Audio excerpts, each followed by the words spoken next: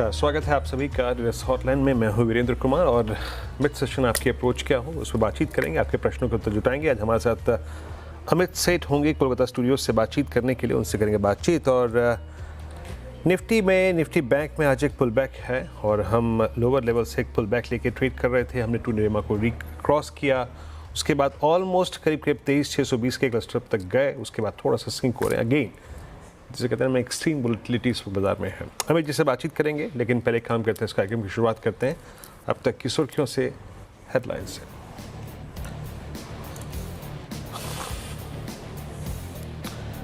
बाजार में खरीदारी का मूड कायम, लेकिन वोलेटिलिटी भी कायम। निफ्टी करीब इस वक्त 185 अंक ऊपर 23,537 के स्तर पर। निफ्टी आईटी में शानदार तेजी, 750 अंक ऊपर 42,630 पर। निफ्टी बैंक फिलहाल 100 EMA के स्तर पे 50,815 पे ट्रेड करता हुआ। सरकारी 2% से ज्यादा चढ़ा इंडेक्स। जेफरीज की बुलिश रिपोर्ट के बाद एसबीआई 2% से ज्यादा ऊपर। साथ ही रियलिटी शेयर्स में भी अच्छी खासी खरीदारी। 4% से ज्यादा चढ़ा गोदरेज प्रॉपर्टीज। डॉलर की मजबूती से आईटी शेयर में खरीदारी का मूड कायम। टीसीएस, इन्फोसिस और एक्सेल टेक्नोलॉजीज में करीब 1 से 2% की तेजी। मिड कैप आईटी भी तेज। गोल्डमैन सैक्स की रिपोर्ट के बाद और अपग्रेड से इन्फो एज में करीब 5% का उछाल, वायदा का टॉप गिरा बना। अडानी ग्रुप शेयर्स में लगातार दूसरे दिन तेज गिरावट। सबसे ज्यादा 8% फिसले अडानी ग्रीन और अडानी एनर्जी सोल्यूशन। साथ ही अडानी पोर्ट और अडानी एंटरप्राइजेज में भी 3% से ज्यादा की गिरावट। हालांकि अंबुजा सीमेंट और एसीसी में रिकवरी का मूड। सोमवार से शुरू हो रहे संसद के शीतकालीन सत्र में 5 नए बिल पेश कर सकती है सरकार। Shipping bill, Indian ports bill और मर्चेंट शिपिंग बिल लिस्ट में शामिल। साथ ही बैंकिंग लॉ अमेंडमेंट और वक्फ बिल भी पेश कर सकती है सरकार। सीएनबी की आवाज की एक्सक्लूसिव खबर।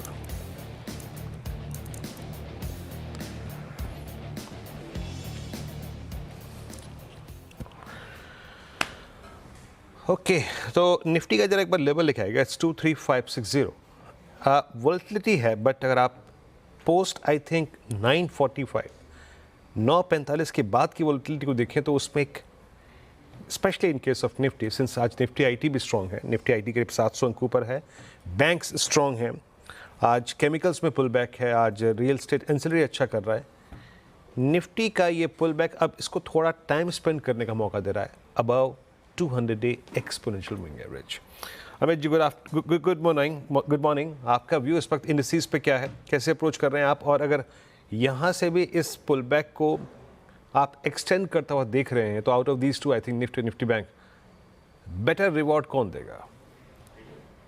जी good morning Virendra ji, good morning Kanchan ma'am, and good morning to all the viewers. Virendra ji, मैंने कल शाम का शो किया था, कल का बाजार, वहां पे भी मैंने क्लियरली कहा था कि निफ्टी में अब अपने को शॉर्ट नहीं रहना, बिकॉज अगर उसके हाल ही चार्ट्स देखे तो वहां पे एलियट वेव का वेव 5 पैटर्न का कंप्लीट हुआ, तो कहीं ना कहीं इस ओवरसोल्ड लेवल से एक बाउंस बनता था। और हमने आज मॉर्निंग में यही देखा कि bank Nifty is doing well courtesy ICICI bank, और निफ्टी में भी एक हम फ्रेश दे रहे हैं क्योंकि आज रिलायंस में भी थोड़ी स्टेबिलिटी है। अगर हम बात करें निफ्टी की, मेरे को टेक्निकल लेवल्स देख के ये लगता है कि कम से कम 10 डेमा जो कि 23,710 के आसपास है, आस्ते आस्ते slowly and steadily we are heading for that level. और रही बात बैंक निफ्टी की, मुझे लगता है यहाँ पे 20 डेमा 51,200 तक के लेवल्स यहाँ पे हम पॉसिबली देख सकते हैं। थोड़ी सी इंट्राडे वॉलेटिलिटी जरूर देखेंगे, बट मेरा टेक्निकली रुझान यही है कि यहाँ पे एक बाउंस काफी दिनों से ड्यू था, और अब दोनों इंडेसेस में एक बाउंस आएगा यहाँ से तगड़ा। तो ये थी ओवरऑल मार्केट के ऊपर आए कि यहाँ पे इस टाइम पे हमें मेजर इंडाइसेस के अंदर किस तरीके का मोमेंटम देखने को मिल सकता है। मूविंग फॉरवर्ड अब चलते हैं ट्रेडर्स हॉटलाइन के मेन कॉन्सेप्ट में, यानी कि डायरेक्टली कॉलर्स के पास क्या सवाल हैं उनके। आज वीकेंड है, देखते हैं किस तरीके के सवाल आए हैं और कहाँ पे इस टाइम पे कॉलर्स फंसे हुए हैं। पहले जो कॉलर है वो अहमदनगर से अपूर्वा जी हैं। गुड मॉर्निंग अपूर्वा जी, क्या सवाल है आपका? गुड मॉर्निंग कंचन जी। मेरा सवाल है कि मेरे पास ओएनजीसी के 16 शेयर थे एट द रेट ऑफ 345, जब मार्केट ऊपर था तब लिए हुए थे। तो मुझे ये पूछना था कि मेरे पास अभी 85,000 है कॉपर्स इन्वेस्ट करने के लिए, so I would like to average it, या फिर माझगांव डॉक में जिसमें सिर्फ 3 ही शेयर्स है मेरे पास, तो उन दोनों में से किसी भी एक में मैं ये कर सकती हूँ, एवरेजिंग कर सकती हूँ। माझगांव डॉक मैंने 55.38 से खरीदा था। ओके, सबसे पहले बात करते हैं ओएनजीसी के ऊपर। जो खरीदारी का भाव है एकदम इंटैक्ट, अपने 52 हफ्ते के high 345 and current market prices 245, 245। Amit sir, 100 रुपए का डिफरेंस और साथ ही साथ खरीदारी का भाव is at all time high, क्या करना चाहिए इस वक्त? जी, थोड़ा सा चार्ट यहाँ पे वीक जरूर है। 200 डेमा के नीचे ट्रेड कर रहा है, लोअर टॉप लोअर बॉटम्स बन रहे हैं, तो यहाँ पे फिलहाल एवरेज करने की तो सलाह नहीं है। लेकिन अगर हम वीकली चार्ट्स देखें तो लगभग इन्हीं लेवल्स के आसपास 235 240 के आसपास एक स्ट्रॉन्ग सपोर्ट एरिया, मुझे लगता है कि स्टॉक वहां से बाउंस जरूर कर सकता है, एटलीस्ट टुवर्ड्स 200 डेमा ऑफ अराउंड 265 270, वहां पे हम फिर से रिविजिट इसको कर सकते हैं। तो सलाह यही है based on the weekly support कि आप इसे होल्ड करें, एक स्ट्रिक्ट स्टॉप लॉस 235 का लगा के रखें। वेल 235 के स्टॉप लॉस के साथ करना है ओएनजीसी को होल्ड। बढ़ते हैं आगे और लेते हैं अगला सवाल। अगला सवाल कोल्हापुर से सचिन जी हमारे साथ जुड़े हैं। गुड मॉर्निंग सचिन जी, क्या सवाल है आपका? Good morning. Hello. Good morning. Hello madam. Yes, good morning. IDFC First. Yes, आपको मेरी आवाज? बैंक के। हाँ, yes ma'am. Hello. Hello madam. जी बोलिए सर अपना सवाल। हाँ, आईडीएफसी फर्स्ट बैंक के आई थिंक मेरे पास 284 शेयर है मेरे पास। आईडीएफसी फर्स्ट बैंक के 80.60 पे एवरेज प्राइस। तो पहले लॉन्ग टर्म में तो क्या है व्यू है? ठीक है, तो आईडीएफसी फर्स्ट बैंक के 284 शेयर इनके पोर्टफोलियो में है और इनका जो बाइंग प्राइस है वो है 81 rupees approximately, and time frame जो ये लेके चल रहे हैं that is of long term hold. Current market price है 64, यानी कि करीब करीब 14 रुपए, ये 14 से 16 रुपए ये ऑलरेडी करेक्ट हो गया है। अमित सर, क्या लग रहा है 84 85 के टारगेट्स हमें इजीली देखने को मिल सकते हैं? इसका 52 हफ्ते का हाई देखा जाए तो 93 ऑलरेडी है, वापस से आता हुआ दिख रहा है यहाँ पे बाउंस बैक? जी कंचन मैम, इनका नजरिया लॉन्ग टर्म का है, तो लॉन्ग टर्म के लिए अगर हम स्ट्रक्चर्स देखें, फिलहाल डेली चार्ट्स में स्टॉक अपने सारे की मूविंग एवरेजेस के नीचे ट्रेड कर रहा है, 200 डेमा और इवन 10 डेमा नहीं क्रॉस कर पा रहा है। और अगर इसके फॉर्मेशंस देखें तो लोअर टॉप लोअर बॉटम्स बन रहे हैं, तो स्ट्रक्चर अगर purely technical point of view से देखा जाए तो नेगेटिव है। फिलहाल ये लॉन्ग टर्म इन्वेस्टमेंट के टेक्निकल क्राइटेरिया में नहीं आता है। सपोर्ट इसका जरूर वीकली चार्ट्स पे अराउंड 62 रुपीज का है, और स्टॉक डेफिनेटली इन लेवल से जिस तरह से चार्ट्स पे डाइवर्जेंस, एक बाउंस जरूर आ सकता है। मुझे लगता है कि ये बाउंस इसको लगभग 50 डे जो कि 68 69 के लेवल है, 70 के लेवल है, वहां तक लेके जा सकता है। तो वहां पे इसे रिविजिट करें और थोड़ा सा और इनका अगर घाटा कम हो तो इस पे निकलने की सलाह है। फिलहाल स्ट्रक्चर नेगेटिव है। ओके, तो ये थी राय आईडीएफसी फर्स्ट बैंक पे। बता दिया है कि इस टाइम पे क्या करना चाहिए, लेकिन स्ट्रक्चरली अगर देखा जाए तो थोड़ा सा ये वीकर साइड पे डेफिनेटली नजर आ रहा है। मूविंग फॉरवर्ड, भिलाई से सनी जी जुड़े हैं। नमस्कार सनी जी, क्या सवाल है आपका? मैडम, हमारे बीसीपीएल के शेयर हैं। हेलो जी। बीसीपीएल जी। के 349 के 145 शेयर हैं। और फिर ठीक है, PNB टाइम के फ्रेम हैं क्या मैडम, लेके PNB? चल रहे हैं? हाँ। और एनबीसीसी के मैडम 170 रुपीज के 390 शेयर्स हैं। तो इसको आगे करना क्या है, इसको होल्ड करें कि सेल कर दें? ठीक है, शुरुआत बीपीसीएल से करी। बीपीसीएल से शुरुआत करते हैं। 145 शेयर है इनके पोर्टफोलियो में और बाइंग प्राइस है इनका 350, यानी कि करीब करीब अपने ऑल टाइम हाई के। जिस तरीके से हमने ओएनजीसी में बात करी थी वैसे ही बीपीसीएल में भी अपने ऑल टाइम हाई पे खरीदारी की गई है और शेयर जो करेक्ट होके 100 रुपये करेक्ट हो गया है और इस टाइम पे 282 रुपीज़ पे इस टाइम पे ट्रेड कर रहा है। Amit sir, over to you, क्या करना चाहिए? इसका स्ट्रक्चरल पैटर्न किस तरीके का इस टाइम पे लग रहा है? जी, पहले तो सबको ये एडवाइस है रिटेलर्स को कि कोई भी आप स्टॉक लें तो एक स्टॉप लॉस जरूर लगाएं, नहीं तो फिर इतना बड़ा लॉस देखने स्क्रीन में नजर आता है। But having said that, stock 200 EMA के नीचे ट्रेड कर रहा है, थोड़ा सा स्ट्रक्चर वीक है, लोअर टॉप लोअर बॉटम्स बन रहे हैं, लेकिन अगर हम वीकली चार्ट्स देखें तो लगभग 270 के आसपास एक स्ट्रॉन्ग सपोर्ट एरिया है। फिलहाल कोई इंडिकेशन नहीं है, अगर बॉटम आउट होना है तो यहीं पे होगा। इन्होंने ऑलरेडी इतना लॉस देख लिया, तो मैं इन लेवल्स पे लॉस बुक करने को तो नहीं कहूंगा, क्योंकि it is almost near weekly support. तो इसे होल्ड करें, 270 का स्टॉप लॉस है, और इनका प्राइस आने में थोड़ा टाइम लगेगा, स्टॉक को कंसोलिडेट करना पड़ेगा, हायर लोज बनने पड़ेंगे, तो होल्ड करें with the stop loss of 270 and wait for some consolidation. Okay, तो इतना इंतज़ार आपने कर ही लिया है तो थोड़ा सा इंतज़ार और करें और होप फॉर द बेस्ट कि वापस से आपको एक अच्छे लेवल्स हो सकता है कि मार्केट के अंदर देखने को मिले। आगे बढ़ते हैं, वडोदरा से केतन जी हमारे साथ जुड़े हैं। गुड मॉर्निंग केतन जी, क्या सवाल है आपका? Good morning ma'am. Good morning PNB मैंने जी, अपना सवाल। PNB Punjab national bank 5600 quantity है, 5630 क्वांटिटी है। मुझे 3 इयर्स के लिए टारगेट चाहिए। ओके, ठीक है। पीएनबी इनके पोर्टफोलियो में है, 105 रुपए की खरीदारी की गई है और 5630 शेयर्स इनके पोर्टफोलियो में है। The current market price is 99 rupees और आज अगर हम देखें तो इसमें 3% की एक हमें तेजी भी देखने को मिली है पीएनबी में। अमित सर, डायरेक्ट सवाल है कि 3 साल में अगले क्या हमें टारगेट्स देखने को मिल सकते हैं? जी, पहले तो मैंने होल्ड करने की सलाह है स्टॉक, क्योंकि स्टॉक अपने वीकली सपोर्ट से बाउंस कर रहा है। लगभग 92-93 का सपोर्ट जोन है। कुछ दिनों पहले लगभग 1 महीने पहले वहां से बाउंस किया था और वापस स्टॉक उसी जोन से एक बेस बना के बाउंस करने की कोशिश कर रहा है। तो 93 का स्टॉप लॉस अपनी एग्जिस्टिंग इन्वेस्टमेंट में लगाएं और इसे होल्ड करें। रही बात ओवरऑल स्ट्रक्चर की, तो स्टॉक अपने सारे की मूविंग एवरेजेस के नीचे ट्रेड कर रहा है, 200 EMA के नीचे ट्रेड कर रहा है। स्टॉक का एक रेजिस्टेंस आता है 110 के आसपास, which coincides with the swing high and all the moving averages. जिस हिसाब से स्ट्रक्चर है, लगता है, आशा करता हूं कि 110 तक जाएगा, वहां पे फिर रिविजिट करेंगे। एक बार अगर 110 क्रॉस करेगा तो फिर हम इसमें एक स्ट्रक्चरल अपमूव देख सकते हैं। वेल, तो ये थी राय पंजाब नेशनल बैंक में होल्ड की सलाह है। और आगे बढ़ते हैं, अजमेर से अरविंद जी हमारे साथ जुड़े हैं। गुड मॉर्निंग अरविंद जी, क्या सवाल है आपका? Good morning ma'am. मेरे पास मैम एप्पल के 50 शेयर्स है, जिसकी बाइंग प्राइस है 1660 रुपए। ओके, टाइम फ्रेम क्या ले रहे हैं आप?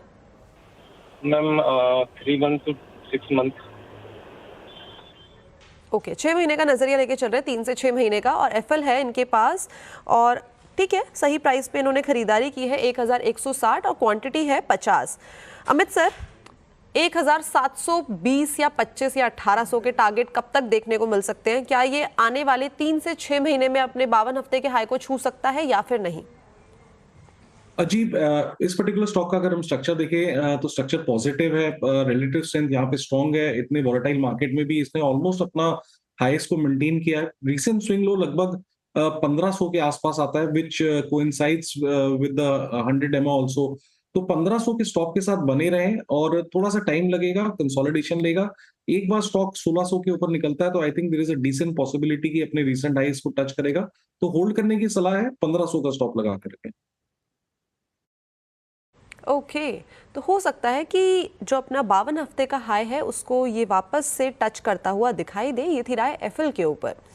आगे बढ़ते हैं और अगला सवाल, जो अगले कॉलर हैं वो मुंबई से हमारे साथ जुड़े हैं, शेखर जी। गुड मॉर्निंग शेखर जी, क्या सवाल है आपका? हाँ, मेरे पास बीबीएल है, भारत बिजली लिमिटेड। 500 शेयर्स है, purchase at the rate 4960। Okay, और time frame? 4000। Time frame 6 month का है, मिड टर्म व्यू। ठीक है, 6 महीने का नजरिया है और 4960 रुपए में खरीदारी की गई है and currently it is trading at 3619। तो अच्छा खासा लॉस तो इस टाइम पे दिखाई दे रहा है already and quantities 500 shares. Amit sir, directly over to you. जी, यहाँ पे स्ट्रक्चर वीक है। अगर हम इसकी पर्टिकुलरली 8 नवंबर की कैंडल देखें तो that was quite a big bearish candle and stock broke 200 डेमा ऑन वॉल्यूम्स, और उसके बाद ये आस्ते-आस्ते नीचे की तरफ ही स्लाइड कर रहा है। प्रेशर है स्टॉक में, कोई भी बाउंस आए तो यहाँ से निकलने की सलाह है, स्ट्रक्चर वीक है इसका। ओके, तो यहाँ पे कोई भी थोड़ा बहुत आपको बाउंस दिखता है तो वहाँ पे अपना आप लॉस बुक करके चल सकते हैं। स्ट्रक्चरली इस टाइम पे ये थोड़ा सा वीकर साइड पे दिखाई दे रहा है। ओके, आगे बढ़ते हैं और लुधियाना से मोहित जी हमारे साथ जुड़े हैं। नमस्कार मोहित जी, क्या सवाल है आपका? हाँ जी नमस्कार जी, मेरे पास HDFC लाइफ के 200 स्टॉक्स हैं 599 के प्राइस पे, तो अगले 2 साल के लिए रख सकता हूँ। ओके, ठीक है, टाइम फ्रेम लेके चल रहे हैं 2 साल का। करीब करीब 600 रुपए के भाव पे खरीदारी की गई है एंड क्वांटिटीज 200। ठीक है, अपने खरीदारी के भाव से तो कहीं ना कहीं शेयर थोड़ा सा ऊपर आ गया है, लेकिन अमित सर 6 महीने में क्या टारगेट्स देख रहे हैं आप? जी, क्वालिटी स्टॉक है और टेक्निकली भी स्ट्रक्चर इसका बढ़िया है, तो डेफिनेटली होल्ड करने की सलाह है। रिसेंटली थोड़ा सा 700 के लेवल के नीचे आया है, बट ओवरऑल अगर हम वीकली चार्ट्स देखें तो स्ट्रक्चर इसका पॉजिटिव है। ऑलमोस्ट अपने एक सपोर्ट जोन पे आ गया। मुझे लगता है कि जिस हिसाब से कैंडल वीकली बन रही है, यहाँ से एक रिबाउंड आएगा। 650 का एक स्टॉप लगा के इसे डेफिनेटली होल्ड करें। स्टॉक अगर 760 के ऊपर निकलता है, जो कि इसका रिसेंट हाई था, तो मेरे ख्याल से यहाँ पे एक अच्छा खासा पैटर्न कंप्लीट होगा and then maybe it can touch 850 900 also. तो इस क्वालिटी स्टॉक को होल्ड करने की राय है। 650 का एक स्टॉप लगा के रखें। वेल, तो ये थी राय HDFC लाइफ पर। मूविंग फॉरवर्ड, हैदराबाद से प्रवीण जी जुड़े हैं। प्रवीण जी नमस्कार। हाँ नमस्ते मैम। ओवर टू यू, क्या सवाल है आपका?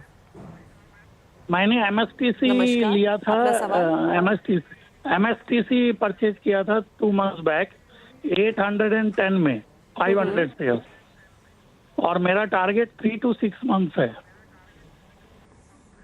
ओके, टाइम फ्रेम आपका 3 से 6 महीने का है और 810 में खरीदारी की गई है, 500 क्वांटिटी ली गई है। करंट मार्केट प्राइसेस 624, लेकिन पिछले 6 महीने का जो चार्ट है वो कॉन्टिन्यूसली एक डाउन ट्रेंड दिखा रहा है, यानी कि 38% माइनस में तो ऑलरेडी ये आ गया है। इसके अलावा अगर ईयर टू डेट का चार्ट देखा जाए तो ये भी इतना ल्यूक्रेटिव मुझे तो नहीं लग रहा है। अमित सर, आपकी क्या राय बनती है? 3 से 6 महीने में 800, 900 या 1000 वापस से देखने को मिल रहा है? जी, फिलहाल थोड़ा डिफिकल्ट लग रहा है, बिकॉज अगर हम इसका स्ट्रक्चर देखिए 3 सितंबर के आसपास स्टॉक ने अपना 200 डेमा ब्रेक किया था। उस समय लेवल्स लगभग 750 रुपए के थे और वहां से हमें कंटिन्यूअसली इसमें डाउन स्लाइड ही देख रहे हैं। कोई भी पुल बैक आता है तो वो मैक्स 50 डेमा तक जाता और सस्टेन नहीं करता, और उसके बाद एक हम नया लोअर लो देखते हैं इसमें।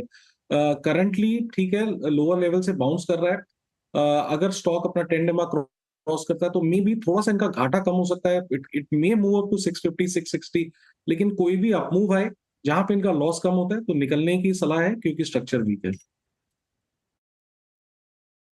वेल, निकलने की सलाह MSTC के अंदर बिकॉज ऑफ वीक स्ट्रक्चर इस टाइम पे दिखाई दे रहा है। अब वक्त हो गया है एक छोटे से ब्रेक का। आप जाइएगा कहीं नहीं, CNBC आवाज के साथ जुड़े रहिए, अपने सवाल भेजते रहिए और सोशल मीडिया प्लेटफॉर्म पे हमारे साथ कनेक्ट होते रहिए। तो एक बार फिर से स्वागत है आप सभी का ट्रेडर्स हॉटलाइन में। वीकेंड के साथ साथ जो बाजार का मूड है वो भी इस टाइम पे थोड़ा अच्छा खासा दिखाई दे रहा है। निफ्टी 120 अंकों की मजबूती के साथ 23,470 पे कर रहा है ट्रेड। अब बढ़ते हैं डायरेक्टली हमारे सोशल मीडिया प्लेटफॉर्म की तरफ। एक्स पे जाते हैं और देखते हैं कि वहाँ पे क्या सवाल आए हैं, कौन कौन से हमारे साथ व्यूअर्स जुड़े हैं जिन्होंने अपने सवाल पूछे हैं। सबसे पहला सवाल लेते हैं एक्स प्लेटफॉर्म से राहुल प्रजापति जी का। उन्नाव से ये है, इनके पास RCF के 1920 शेयर हैं और खरीदारी की गई है 102 पर। अमित सर, क्या करना चाहिए इस टाइम पे RCF के अंदर? जी, ये सब मैम एक थीम बेस्ड स्टॉक्स थे। जब इनकी थीम चली तो इसमें हमने काफी एक अच्छा रनअप देखा। स्टॉक ने ऑलमोस्ट जुलाई 24 में 240 के लेवल्स टच किए थे। उसके बाद से जो स्लाइड आया है, it's a continuous lower low lower high slide. 200 डेमा ब्रेक किया, फिर वापस एक पुल बैक आया, that again took resistance at 200 डेमा। जितना मैंने सुना, मेरे ख्याल से इनकी पोजीशन प्रॉफिट की है। तो एक 146 का स्टॉप, ट्रेलिंग स्टॉप लॉस अपनी इन्वेस्टमेंट में लगा के रखें। 146 अगर निकले तो एग्जिट कर दें। वेल, ये थी राय आरसीएफ पे। दूसरा सवाल है जीएसएफसी पर। 1500 शेयर है इनकी होल्डिंग में और buying price is 182 and it is currently trading at 191। Still कहीं ना कहीं ये प्रॉफिट साइड में ही है। क्या करना चाहिए, कितने हमें टारगेट्स देखने को मिल सकते हैं? बिकॉज ये अपने 52 हफ्ते के हाई से तो काफी ज्यादा करेक्ट ऑलरेडी हो चुका है, वापस से दिख रहा है कि ये अपसाइड ट्रेजेक्टरी में जाता हुआ।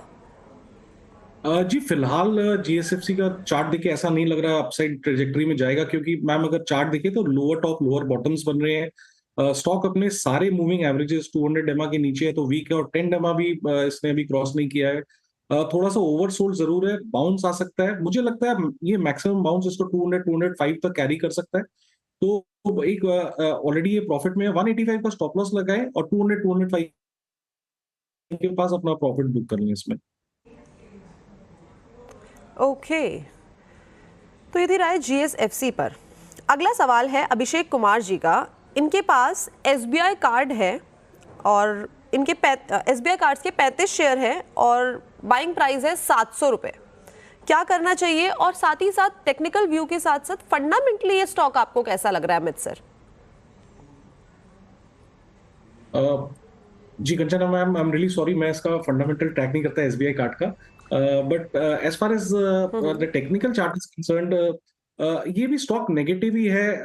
200 डेमा के नीचे ट्रेड कर रहा है, लेकिन एक सपोर्ट पे है। इसका सपोर्ट लगभग 660-650 के आसपास एक सपोर्ट है। स्टॉक यहाँ पे कंसोलिडेट करने की कोशिश कर रहा है।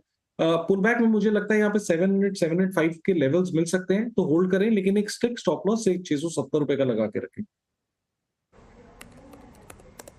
ओके तो ये थी राय एसबीआई कार्ड्स पर। टेक्निकल व्यू बता दिया है और स्ट्रक्चरली कैसा लग रहा है, बट फंडामेंटली मे बी अगर वापस से आपका सवाल कभी आया तो हम किसी और एक्सपर्ट से ये जानने की ज़रूर कोशिश करेंगे।